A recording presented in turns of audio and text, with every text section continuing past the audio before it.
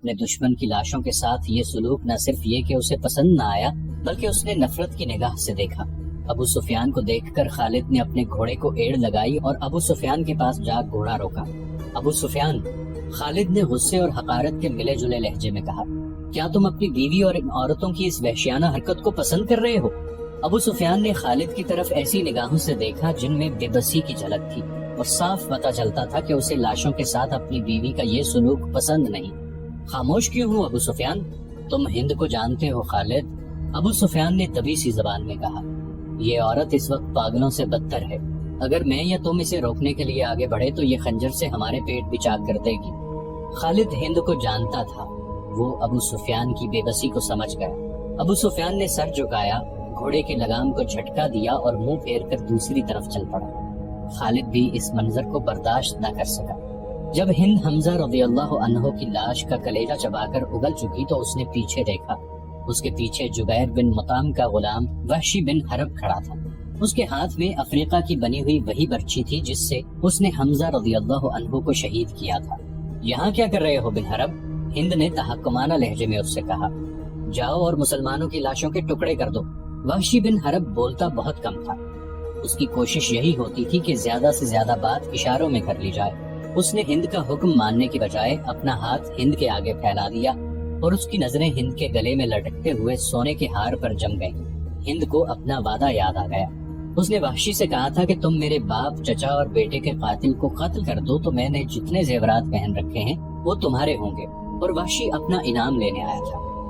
ہند نے اپنے تمام زیورات اتار کر وحشی بن حرب کے پھیلے ہوئے ہاتھ پر رکھ دیے۔ وحشی کے ہونٹوں پر مسکراہٹ آ گئی اور وہ وہاں سے چل پڑا۔ ہند پر اس وقت فتح اور انتقام کا بھوت سوار تھا۔ ٹھہر جاؤ بن حرب، ہند نے جوشیلی آواز میں اس حبشی کو بلایا۔ وہ جب اس کے پاس گیا تو ہند نے کہا، میں نے تمہیں کہا تھا کہ میرا کلیجہ ٹھنڈا کر دو تو تمہیں اپنے زیورات دوں گی، لیکن تم اس سے زیادہ انعام کے حقدار ہو۔ ہند نے قریش کی عورتوں کی طرف اشارہ کیا اور کہا، تم جانتے ہو ان عورتوں میں کنیزیں کون کون سی ہیں؟ دیکھو، وہ جوان بھی ہیں، خوبصورت بھی، تمہیں جو کنیز اچھی لگتی ہے لے جاؤ۔ وحشی بن حرب نے اپنی عادت کے مطابق خاموشی سے چند لمحے ہند کے چہرے پر نظریں گاڑی، لیکن اس کی نظریں کنیزوں کی طرف نہ گئیں۔ اس نے انکار میں سر ہلایا اور وہاں سے چلا گیا۔ کچھ دیر بعد میدان جنگ کی ہولناکی میں سے ہند کی بلند اور مترنم آواز سنائی دینے لگی۔ مورخ ابن حشام کے مطابق اس نے ترنم سے جو نغمہ گایا اس کے الفاظ کچھ اس طرح تھے۔ وہ کہنے لگی کہ ہم نے بدر کے معرکے کا حساب برابر کر لیا ہے۔ ایک خونریز معرکے کے بدلے ہم نے ایک خونریز معرکہ لڑ لیا ہے۔ عتبہ کا غم میری برداشت سے باہر تھا۔ عتبہ میرا باپ تھا، مجھے چچا کا بھی غم تھا، اپنے بیٹے کا بھی غم تھا۔ اب میرا سینہ ٹھنڈا ہو گیا ہے، میں نے اپنی قسم پوری کر لی ہے۔ وحشی نے میرے دل کے درد کا مداوا کر دیا ہے۔ میں عمر بھر وحشی کی احسان مند رہوں گی، اس وقت تک جب تک میری ہڈیاں قبر کی مٹی میں مل کر مٹی نہیں ہو جاتی۔ ابو سفیان اس بھیانک منظر کو برداشت نہ کر سکا تھا۔ وہ پہلے ہی منہ پھیر کر جا چکا تھا۔ اس نے اپنے دو ساتھیوں سے کہا کہ اسے یقین نہیں آ رہا کہ محمد صلی اللہ علیہ وسلم زندہ ہے۔ خالد نے دور سے کسی اور کو دیکھ کر سمجھ لیا ہوگا کہ وہ محمد ہے۔ کسی نے ابو سفیان سے کہا۔ ابو سفیان یہ کہہ کر کہ وہ اپنی آنکھوں سے دیکھ کر آتا ہے، اس تنگ سے درے کی طرف چلا گیا جہاں سے خالد اپنے سواروں کو واپس لایا تھا۔ وہ ایسی جگہ جا کھڑا ہوا جہاں سے اسے مسلمان بیٹھے ہوئے نظر آ رہے تھے۔ محمد کے پیروکاروں، ابو سفیان نے بلند آواز سے کہا، کیا تم میں محمد صلی اللہ علیہ وآلہ وسلم زندہ ہیں؟ رسول کریم صلی اللہ علیہ وسلم نے آواز سنی تو اپنے ارد گرد بیٹھے ہوئے مسلمانوں کو اشارہ کیا کہ وہ خاموش رہیں۔ ابو سفیان نے اپنا سوال اور زیادہ بلند آواز سے دہرایا۔ اب بھی اسے کوئی جواب نہ ملا۔ کیا ابو بکر تم میں زندہ موجود ہے؟ ابو سفیان نے بلند آواز سے پوچھا۔ اب بھی اسے کوئی جواب نہ آیا۔ 3 بار پوچھنے کے باوجود بھی مسلمان خاموش رہے۔ کیا عمر زندہ ہے؟ ابو سفیان نے پوچھا۔ اب کے بھی مسلمانوں نے خاموشی اختیار کی رکھی۔ ابو سفیان نے گھوڑے کو دوڑایا۔ اس نے نیچے دیکھا۔ قریش کے بہت سے آدمی رسول اکرم صلی اللہ علیہ وسلم کے متعلق صحیح خبر سننے کو بیتاب کھڑے تھے۔ اے اہل قریش، ابو سفیان نے چلا کر اعلان کیا، محمد صلی اللہ علیہ وسلم مر چکے ہیں۔ نعوذ باللہ، ابو بکر اور عمر بھی زندہ نہیں۔ اب مسلمان تمہارے سائے سے بھی ڈریں گے۔ خوشیاں مناؤ، ناچو۔ اہل قریش ناچنے اور ہلڑ مچانے لگے، لیکن گرجتی ہوئی ایک آواز نے انہیں خاموش کر دیا۔ اے خدا کے دشمن! درے کی بلندی سے حضرت عمر رضی اللہ عنہ کی آواز گونجی۔ اتنا جھوٹ نہ بول، وہ تینوں زندہ ہیں جن کے نام لے کر تو انہیں مردہ کہہ رہا ہے۔ اپنے قبیلے کو دھوکہ مت دے، تجھے تیرے گناہوں کی سزا دینے کے لیے ہم سب زندہ ہیں۔ ابو سفیان نے طنزیہ قہقہہ لگایا اور بلند آواز سے بولا، ابن الخطاب، تیرا خدا تجھے ہم سے محفوظ رکھے، کیا تو اب بھی ہمیں سزا دینے کی بات کر رہا ہے؟ کیا تو یقین سے کہتا ہے کہ محمد زندہ ہیں؟ اللہ کی قسم، ہمارے نبی صلی اللہ علیہ وآلہ وسلم زندہ ہے۔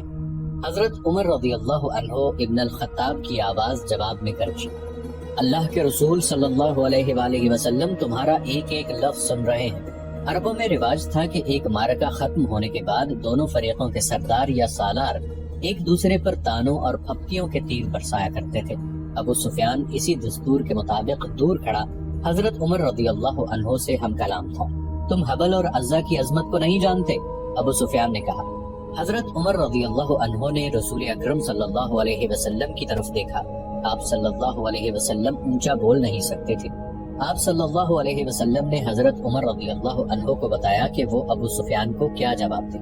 او باطل کے پجاری، حضرت عمر رضی اللہ عنہ نے بلند آواز سے کہا، اللہ کی عظمت کو پہچان جو سب سے بڑا اور سب سے زیادہ طاقتور ہے۔ ہمارے پاس حبل جیسا دیوتا اور عزا جیسی دیوی ہے۔ ابو سفیان نے کہا، کیا تمہارے پاس کوئی ایسا دیوتا یا دیوی ہے؟ ہمارے پاس اللہ ہے۔ رسول کریم صلی اللہ علیہ وآلہ وسلم نے حضرت عمر رضی اللہ عنہ کی زبان سے کہلوایا، جو حضرت عمر رضی اللہ عنہ نے بلند آواز سے کہا، تمہارا کوئی خدا نہیں۔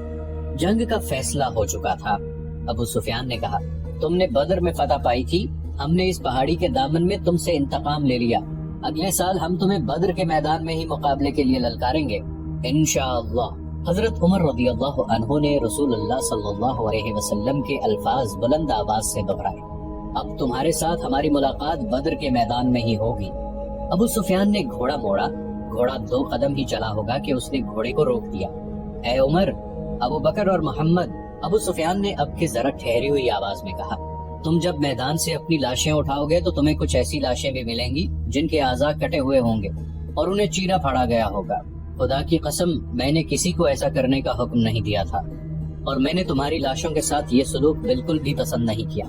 اگر اس کا الزام مجھ پر عائد کرو گے تو میں اسے اپنی توہین سمجھوں گا۔ ابو سفیان نے گھوڑا موڑا اور گھوڑے کو ایڑ لگا دی۔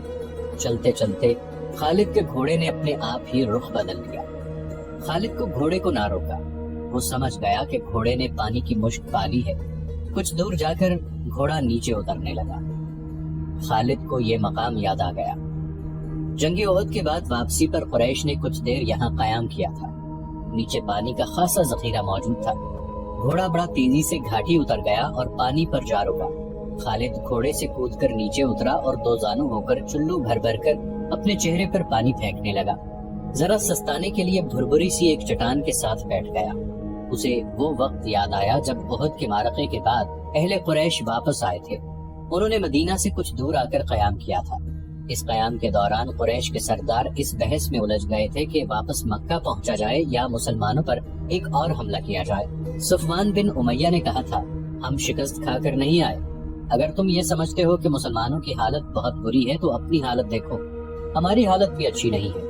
اب مسلمانوں کے ساتھ اتنی جلدی لڑنے کا خطرہ مول نہیں لینا چاہیے، ہو سکتا ہے قسمت ہمارا ساتھ نہ دے۔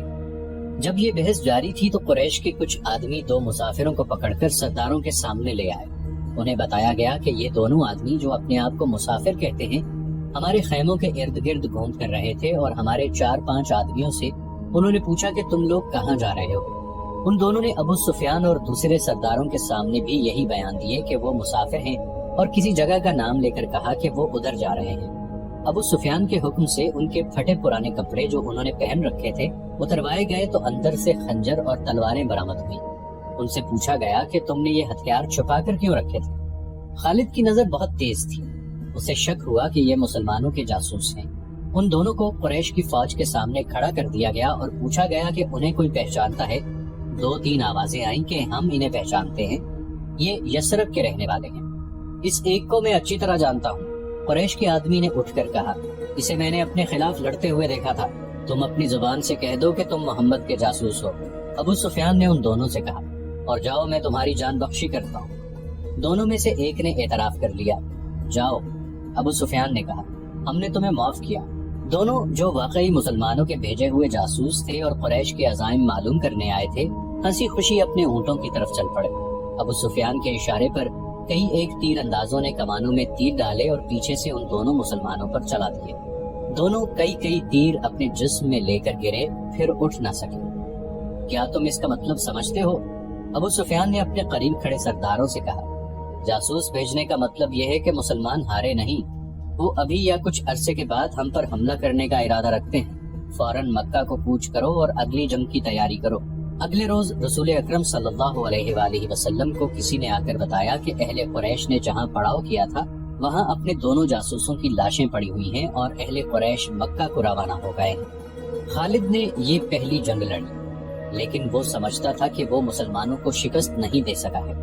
آج 4 برس بعد وہ اس سوچ میں غرق تھا کہ مسلمانوں کی یہ طاقت عام انسانوں کی طاقت نہیں تھی، کوئی راز ہے کہ جسے وہ ابھی تک پا نہیں سکا۔ اسے اہل قریش کی کچھ خامیاں یاد آنے لگی، کچھ باتیں اور کچھ اعمال اسے اچھے نہیں لگ رہے تھے۔ اسے یہودیوں کی 2 بڑی خوبصورت عورتیں بھی یاد آئیں جو اہل قریش کے سواروں میں گھل مل گئی تھیں۔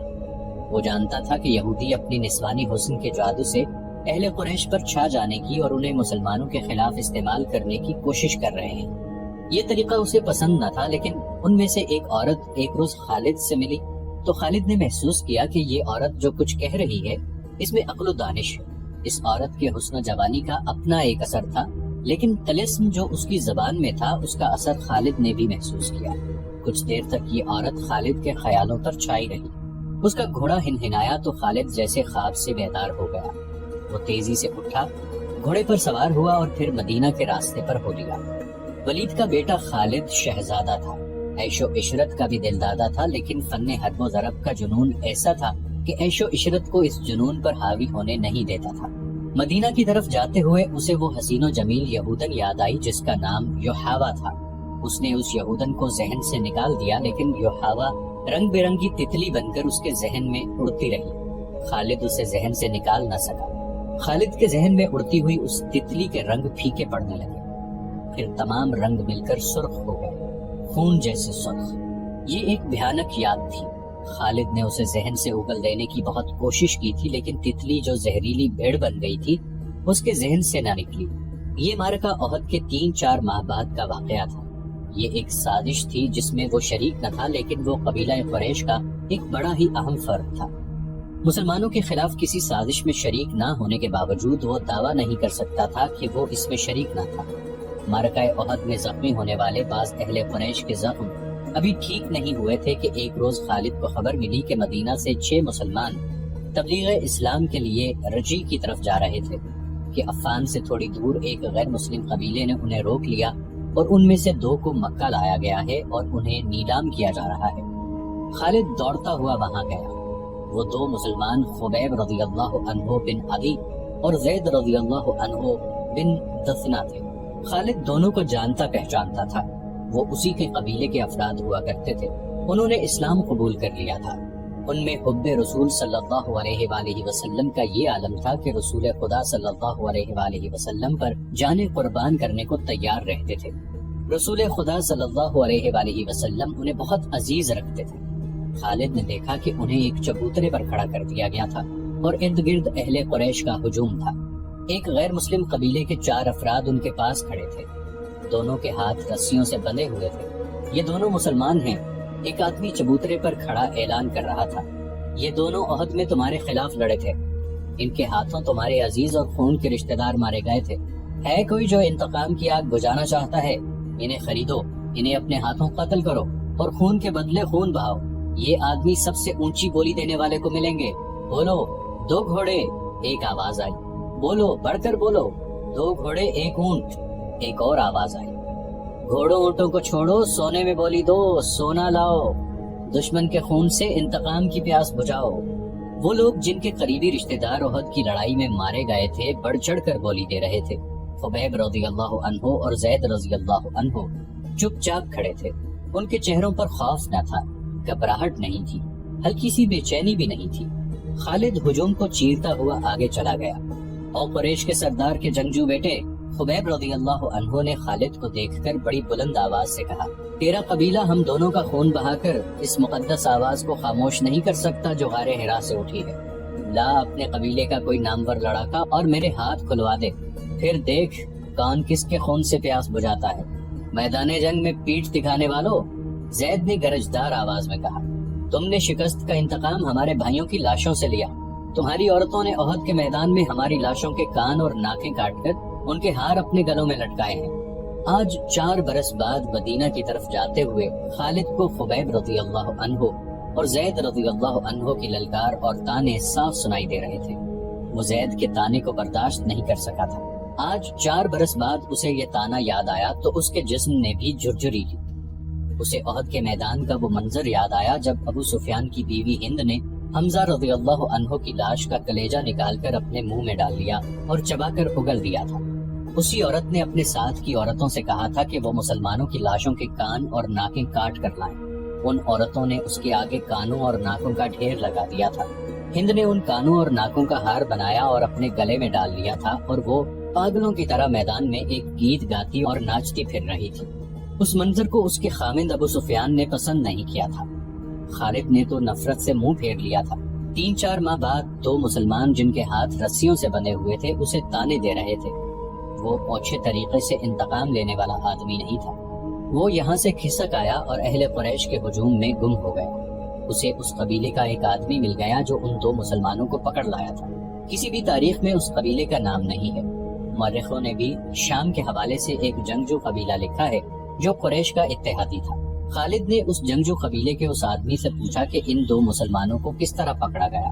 خدا کی قسم، اس آدمی نے کہا، کہو تو ہم ان مسلمانوں کے رسول کو پکڑ لائیں اور نیلامی کے چبوترے پر کھڑا کر دیں۔